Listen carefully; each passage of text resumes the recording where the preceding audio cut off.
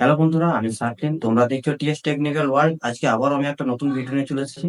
Video শুরুতে তোমরা দেখেছো কিভাবে আমরা একটা নর্মাল ভিডিওকে 4K আল্ট্রা এইচডিতে কিভাবে কনভার্ট করব কিংবা এডিট করতে পারবো।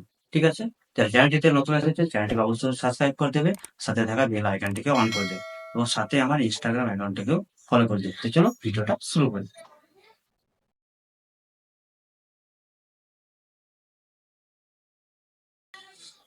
ভিডিও এডিট করার জন্য আমি ক্যাপকাট অ্যাপটি ইউজ করে নেব। তোমরা অবশ্যই জানো ক্যাপকাট অ্যাপটি ইউজ করার জন্য ভিপিএন এর প্রয়োজন হয়। আমি যে ভিপিএনটা ইউজ করি সেই ভিপিএনটা লিঙ্ক আমি ডিসক্রিপশনে দিয়ে দেবো, সেখান থেকে তোমরা খুব সহজেই ডাউনলোড করে নিতে পারবে। তো চলো সর্বপ্রথম ভিপিএনটা কানেক্ট করে নিই।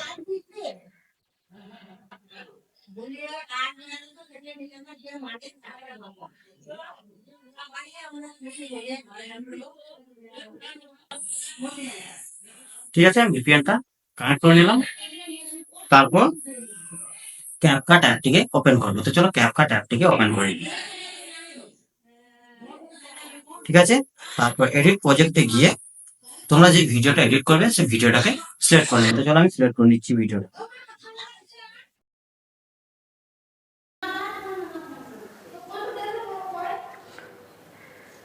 তারপর ভিডিওটাতে সিলেক্ট করবে, তারপর যে ইফেক্টটি রয়েছে সেটা সিলেক্ট করে নেবে।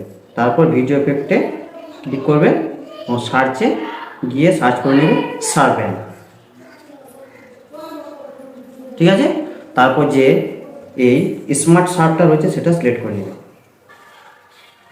ঠিক আছে, তারপর অ্যাডজাস্টে গিয়ে ব্লারটাকে পুরো মাইনাস করে দেবে এবং ফিল্টারটিকেও পুরো মাইনাস করে দেবে এবং যে শার্পেনটা রয়েছে সেটা অ্যারাউন্ড 50 মতো রাখবে এবং রেঞ্জটাকেও 50 করে নেবে। ঠিক আছে, তারপর এক্সপোর্টে গিয়ে 1080p 60 frame per second select করে নেবে এবং এক্সপোর্ট করে নেবে।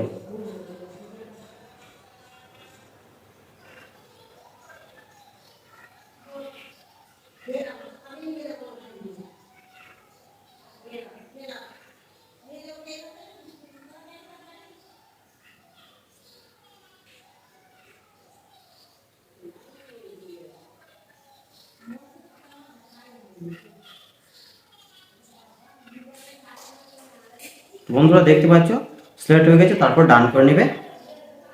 তারপর আবার এডিট প্রজেক্টে গিয়ে যে ভিডিওটা এখনই এক্সপোর্ট করলে সেটা সিলেক্ট করে নেবে। তারপর আবার অ্যাড ক্লিক করবে। ঠিক আছে, তারপর ভিডিওটা সিলেক্ট করবে, তারপর এই অ্যাডজাস্টে যাবে,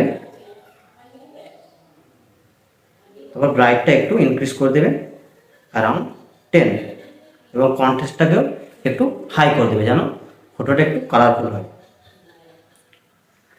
অ্যারাউন্ড 5। ঠিক আছে, স্যাচুরেশনটাকেও একটু ইনক্রিজ করে দেবে অ্যারাউন্ড 10।